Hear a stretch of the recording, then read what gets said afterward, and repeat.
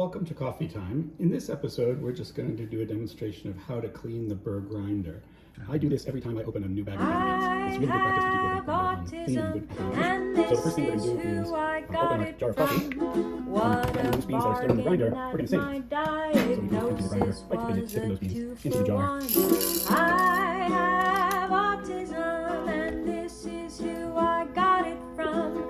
We're no good at parties, but we both think math is really fun. When I was young, I told my dad I didn't feel like other kids.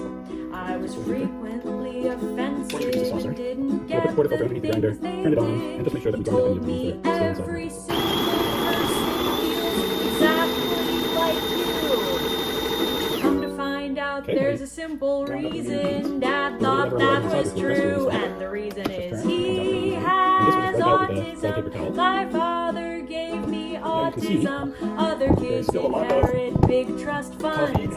My dad gave me autism, and he got our mom software. From Dad, she got her curly hair. I got sleep paralysis and autism, so how's that fair? Lock it, and now the top part of the grinder actually just pops out. And now I have a very handy hose attachment that I use only for cleaning this grinder. It has a small hose, it plugs into the Dyson vacuum, and I can use it to vacuum out ground inside the grinder. That gets off most of the loose stuff. The next thing we'll do is we'll go over to the sink and we'll use a brush, and what we want to do is to brush off these burrs to remove as much of the old coffee and oil as possible. So here are the upper burrs in the grinder and our little handy brush, and we're just going to brush this off, like so.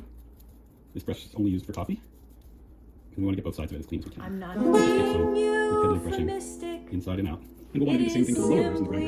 I brushed out the lower part, I held it upside down over the sink to shake out any loose grinds as I brushed it. And now we're ready to reassemble it. Simply take the burr, section, and we turn it until the truck kicks in, like so. And then lock it, and pull down. And then the lid goes back on, just the opposite as before. Simply rotate it until it pops in, and lock. And we're ready to go and to grind more coffee.